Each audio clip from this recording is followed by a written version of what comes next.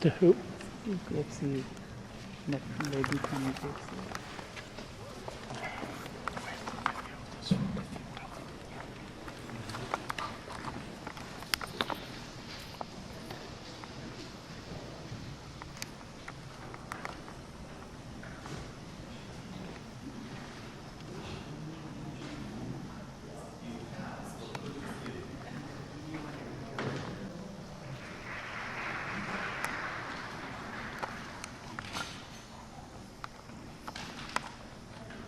Our next contribution is from Paris.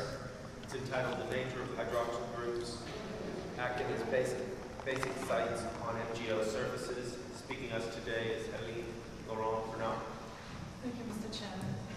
Ladies and gentlemen, this work has mainly been performed by Céline Chisalet during her PhD thesis and comes from a collaboration between Philippe Sauté's team in Lyon for the theoretical calculations and from, Christian Bonhomme team for the NMR experiments. Because of the growing interest in solid-base catalysts for applications in fine chemistry and in biomass valorization, as you've seen in the preceding talk, we developed from some years now in the lab studies devoted to better define the basicity of an inorganic solid and to discuss the characterization methods. If you look to the overall reaction scheme you can draw for a reaction occurring on basic sites, usually you can see that the first step is deprotonation.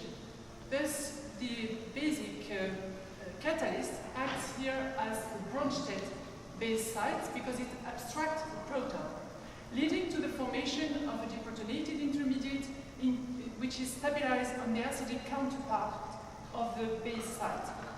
Then, of course, the reaction evolves toward the products.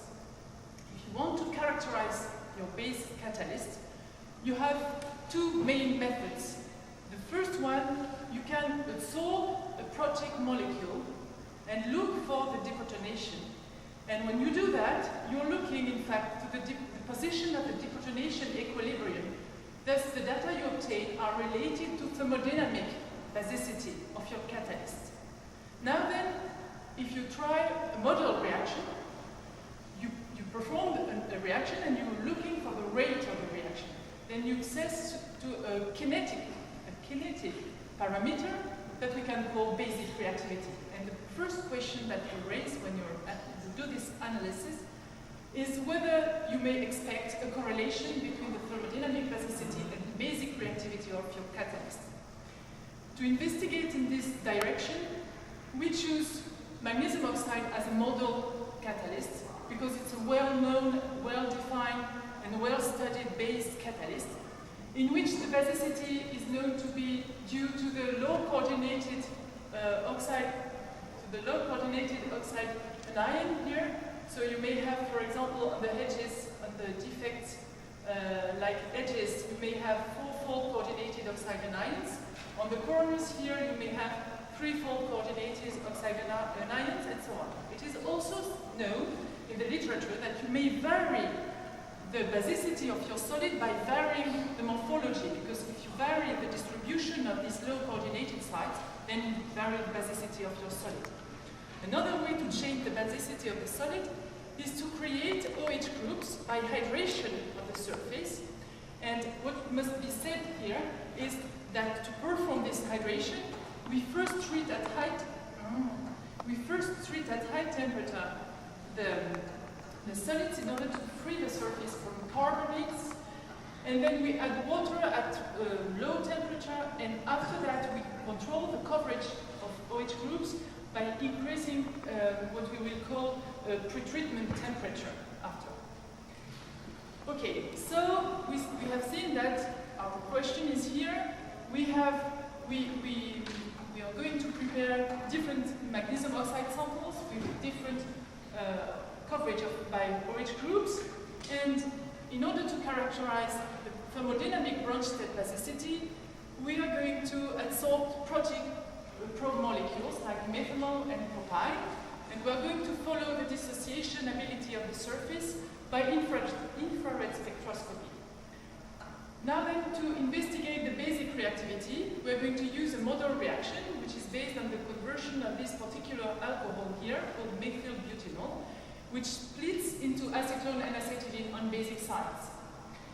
Now, if we want to identify the parameters that may govern this correlation, if it does exist, we have to characterize further our solids, and today we are going to focus on the characterization of the OH groups here, because photoluminescence spectroscopy is performed to see whether we have varied or not the population of low coordination sites.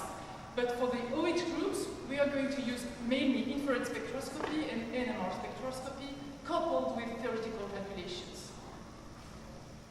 So here are the samples we obtained. First, they came mainly from two routes, a dry route, I can say, from metallic magnesium, and a humid route from, the samples are obtained by high temperature treatment of magnesium hydroxide, themselves prepared by different routes, thus varying the morphology. You can see here that these samples are different from the specific surface area point of view, from the particle size values, morphology is different, and also the proportion, the distribution of the low coordinated anion sites differs from one sample to another, as shown by photoluminescence spectroscopy. In the previous studies, we have shown that the thermodynamic basicity was evolving this way from smoke magnesium oxide to salt gel magnesium oxide, in agreement with the variation of the proportion of the low coordination solution sites. And in the case of basic reactivity, we also have found a good correlation between the thermodynamic basicity and the basic reactivity on the clean surfaces. But today I want to speak about the hydroxylated surfaces, and we are going to focus on these three samples here because the other one reconstruct underwater treatment. What happened on hydroxylated surfaces? On hydroxylated surfaces, as you see in the title, the correlation is lost. So, it is known that after hydroxylation, the thermodynamic basicity decreases. This is well known in the literature, and we have checked on our samples that the amount of dissociated methanol followed by infrared spectroscopy is lower on the hydroxylated surfaces comparing to the clean surfaces. But when you look for reactivity, you have you have the results obtained in methyl butanol conversion as a function for one specific sample, as a function of the pre-treatment temperature here. So when you increase this temperature, you decrease the OH coverage, and you should expect an increase in conversion if the sites are stronger. But you observe the reverse. It means that despite a low basicity, thermodynamic basicity, the OH groups are very active. And we want to understand which OH groups are active and, if possible, why are they so active. So we investigated the nature of the surface by infrared spectroscopy, first, of course, to identify OH groups. So here you have a typical spectrum obtained on the hydroxylated surface of magnesium oxide. I think that this one has been pretreated at 400 degrees C here. And you recognize the thin band here at high frequency and the large one at lower frequency. We followed, as a function again of this pretreatment temperature, we followed the evolution of the thin band here, and we showed that the evolution of this, the area of this band is in agreement, is roughly in agreement with the evolution of the conversion in methyl butanol.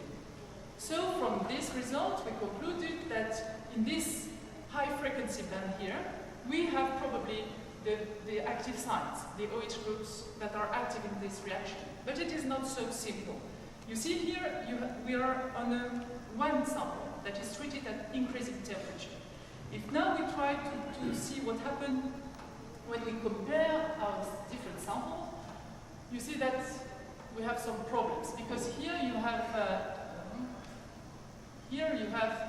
the area of the OH band, by infrared spectroscopy that increases from precipitated magnesium oxide to sol-gel magnesium oxide, and you see that the conversion obtained in methyl butanol reaction decreases. So there is a problem. And the hypothesis that can be made is that probably in this high frequency band, in infrared spectroscopy, you have not only one type of OH groups, and that we have to refine the characterization to understand what's happening here. And to refine this characterization, we looked for the help of theoretical calculations. So some of us performed these calculations, and they first modeled the defects of the surface using a periodic approach and the DFT calculations. So the defects mainly model what I've already been presented here. So corners were modeled, steps here, and more confined defects like kinks and vacancies. Then, when you have the surface, you can model the adsorption of water, thus you can model the creation of OH groups, you can calculate the energy of water dissociation, and you can look for the type of OH group you obtain, those that are coming from the OH of water, that are going probably to be not low coordinated OH groups here, and those coming from the protonation of an ion located at the surface. The results obtained here are shown here. You see first here is the result here is the water dissociation on the corner. You see here in yellow the oxygen atom coming from water and linked to a magnesium 2+ site. And here on the corner you have the proton coming from the water molecule. It is seen here that these two OH groups created by dissociation of water are in H-bond interaction, thus creating what will be called O1C monocoordinated OH groups, acceptor of H-bond, and his counterpart here of O3CH donor bond. On the step now, you have the step here, the hedge and the step. On the step here, you see that you have also the possibility for these monocoordinated OH groups that comes from water to be bridged with a magnesium located in the vicinity. So in the case of steps, you also have two OH groups linked by H-bond, but the acceptor here is twofold coordinated. What happened in the case of the confined defects? Here and only here, in kinks and vacancies, you are able to produce isolated OH groups. You see here the example in vacancy, and you see that, okay, here is the protonation of the oxide O3C from the surface, but here the OH coming from water is able to be threefold coordinated by 3 magnesium 2+ of the solid. So you must remind that on the defects, usually what happens is that the OH groups are in H-bond interaction, and the isolated OH groups are found in the confined defects. Now then, the infrared frequency have been also calculated, and the result is presented here. The main result is that what distinguishes the two parts of the spectrum is the H-bond donor or acceptor character of the OH group. At low frequency, you find the H-bond donor. At high frequency here, you find the H-bond acceptor, one-fold and two-fold coordinated, and also the isolated groups. So in this thin band, you have a lot of OH groups, mainly the OH H-bond acceptor and the isolated groups. So if we come back to our results, and if we realize that the irregularities increases this way, you may expect that, for example, in sol-gel magnesium oxide, you have a lot of confined defects. So probably that in this area, you have a lot of defects like this, of O3CH, O4CH isolated, that contribute to this band, but maybe that are not reactive. Anyway, we need another characterization to separate these OH groups, if it is possible to confirm this hypothesis. And we tried to do something with NMR, proton mass NMR spectroscopy. The first work was to obtain quite clean spectrum, because of course we had to avoid pollution by water. So you see here that by working in a totally inert atmosphere and filling the water in inert atmosphere, we have no contribution of water here around 4 ppm. So we obtained this kind of a spectra, and in the first attempt to assign the different position of the different bands, we had thought deuterated methanol, because when you do that, you substitute the low coordinated OH groups bring by water by a methylate group, which does not contribute in the same region, of course, in the spectrum. And you see that when we perform this adsorption, and when we compare the adsorption of water to the adsorption of methanol, you see that you lose here a contribution at low ppm. So, of course, from this first experiment, we conclude that here you may have the low coordinated OH groups that give a contribution and that we lose adsorbing methanol. And this was fully confirmed by the calculation that were made of the chemical shift from the structure we have described some minutes before. So here you have the low coordinated OH groups. Then it was of course possible to decompose the NMR spectra and to obtain here the surface area of the band corresponding to the lowest coordinated OH groups. We do what? Yes, we did. Thus we evaluated this area for the 3 samples at three pretreatment temperatures, so varying the OH coverage. And here on this graph you have here the surface area of the NMR band, and here the conversion in methylbutanol. And you see that we have a fairly good correlation.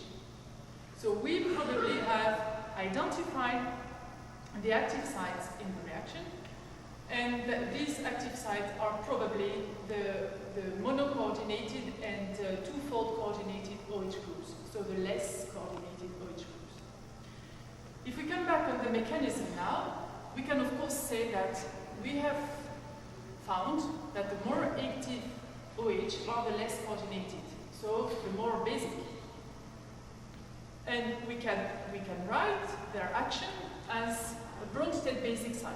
Okay, you took the methylbutanol, you just protonate it on the site here, and you can conclude that this deprotonated intermediate is probably less stabilized on this kind of acidic counterpart of the base site than it was on the Mg2+ Lewis acid. So maybe this is the key factor for the highest reactivity. The intermediate is less stabilized, so despite the fact that the surface is less basic, maybe it's more reactive. But there is another possibility, that is considering that the calculation gives us the following description. The more active OH groups are H-bond acceptors. It means that the catalytic sites must be described as an H-bond acceptor OH groups of low coordination, but in the vicinity you have an H-bond donor, which may behave as an acidic site. And thus, of course, if you have here an OH group that may accept H-bond, which behavior may be of a basic site, and here you have an acidic site, you can imagine a concerted mechanism, of course. And maybe this is also the reason, this may be the reason of the high reactivity. So at the conclusion, I hope I've shown that from this combined experimental theoretical approach, we were able to describe the topology of the reactive site. We proposed a concerted mechanism for this particular reaction. And we would like in the future, of course, confirm or infer, I don't know how to say that in English, that this mechanism calculation. We are going to try with this tool.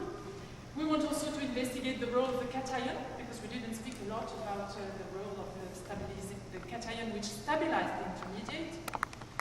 And we of course would like now to try a new reaction like transesterification, and we have seen with the first talk of the session that it is very important and very interesting.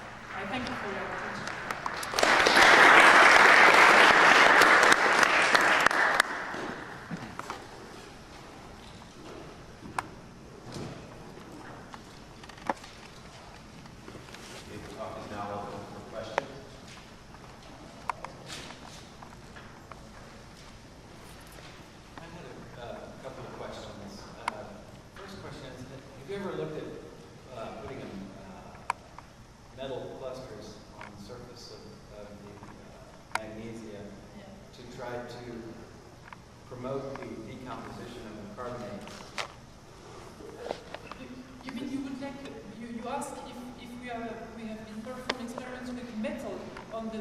Surface. Yes, to try to promote the activation of the OH groups at lower temperature. So the answer is that we didn't try. I think it's a very interesting also thing to do in the future, but we didn't try. But what I don't understand is why you want to absorb metal to improve decomposition. To lower the temperature for the activation of the catalyst. Okay. And the other question I had was, have you looked at the reactivity of the OH groups towards CO? I think Jean-Claude Lavallée has done some of that. Yeah, yeah. No, we didn't for the moment, but it's going on, yes. So in the future, yeah. Thank you. So another solid-base catalyst that some people look at is calcine hydroxyl. Yeah. And what people find is that they need the calcine in order to increase the activity. And ostensibly, what's happening is they're driving off water. And so before that happens, there are actually a lot of OH groups. And so by driving off the OH groups, that increases catalytic activity. How does that fit into the story that I'm just saying today? First of all, in some cases also, they found that they calcine the hydroxide. I don't know how to pronounce it. I have to learn things. So, and they rehydrate it also to have a good activity in some reaction in fine chemistry. So it looks like if you have to adapt your material to the reaction you want to perform, and as we described here, the fact that if the first step is a pseudo-equilibrium that has to be checked in this reaction, it has been, but I have not observed it. So if the first step is a pseudo-equilibrium, then what is going to govern the overall rate of the reaction is the stabilization of the intermediate. So of course, this stabilization depends on the material and the way it is treated, but also it depends on the substrate. And it may also depend, because I'm saying that the first step is in equilibrium with methyl butanol. But for example, in alkene isomerization, it's known that the first step is the rate determining step. So of course, the relation to the thermodynamic necessity may be not the same depending on the reaction and depending on the nature of the rate determining step. So probably that in some application, you must have a very strong base because the first step is rate determining, and that you have link more or less between what is called in organic chemistry the nucleophilicity of the surface and the thermodynamic necessity. But if you have a very rapid deprotonation step, then what is going to govern the rate of reaction is the stabilization of the intermediate, and then it depends on the nature of the reactants. I don't know if I answered to your question. So, because even in the case of the hydroxide, in some reaction, you have interest in rehydrating the material you have calcined. So, I think it can be general to say that the best are potassium hydroxide.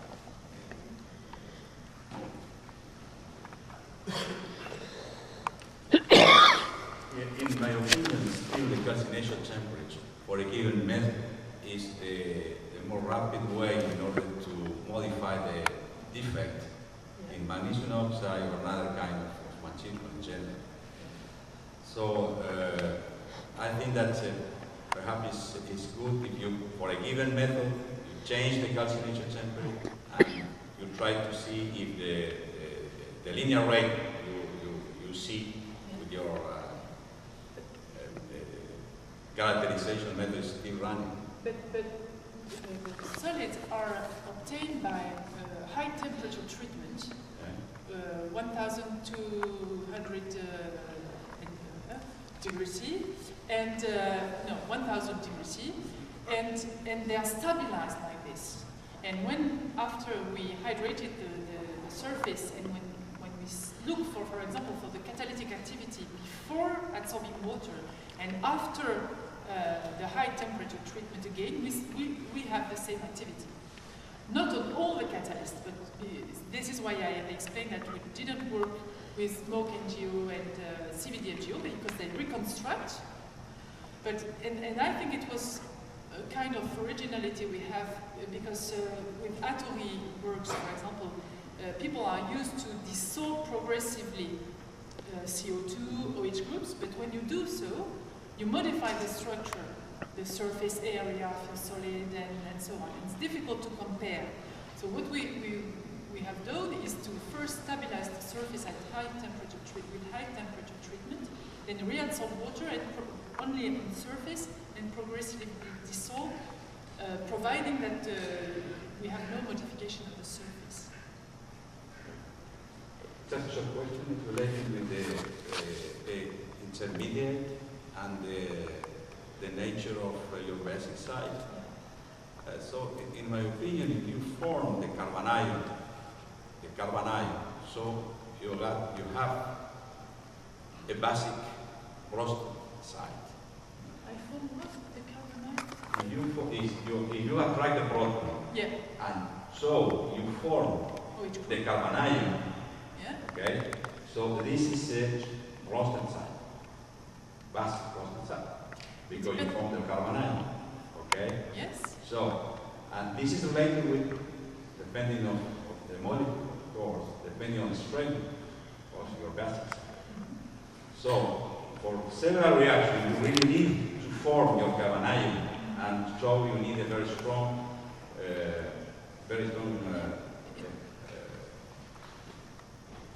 interaction with your, yes, okay. The problem is that if you write the rate of this reaction, Yeah. you will find the product of this constant by the concentration of the coverage in this intermediate. Okay. And this one depends on the position of the equilibrium.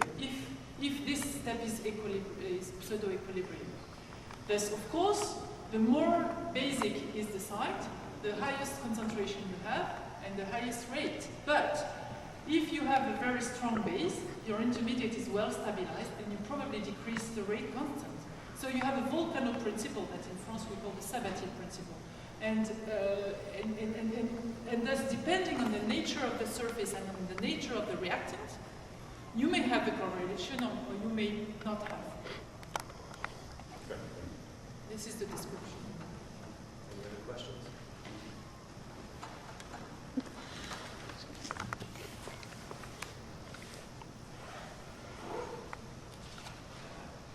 I have a question that's been puzzling me for a long time.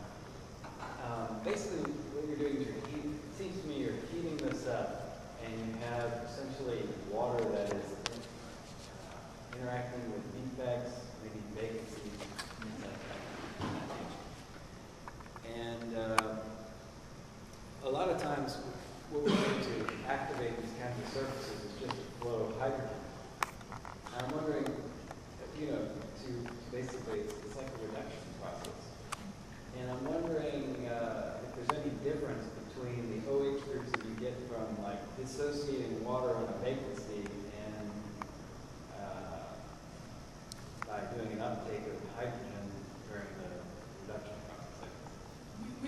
so hydrogen for NMR characterization. But it's difficult because you form hydrides, and it's not well described on magnesium oxide, so you don't know where is your hydride, and also when you look in the literature, you can find hydride everywhere in the spectrum, depending on the cation.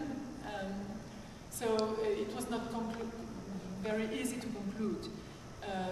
But the main problem is that if we for reactivity, if we reduce the material and then we flow methyl butanol, I think we'll have a lot of secondary reaction, hydrogenating the triple bond, and so I'm not sure of, yes, maybe it's interesting, but it's for sure complicated. Any other questions? Once again, let's thank our speaker. Mid lettuce and a fork.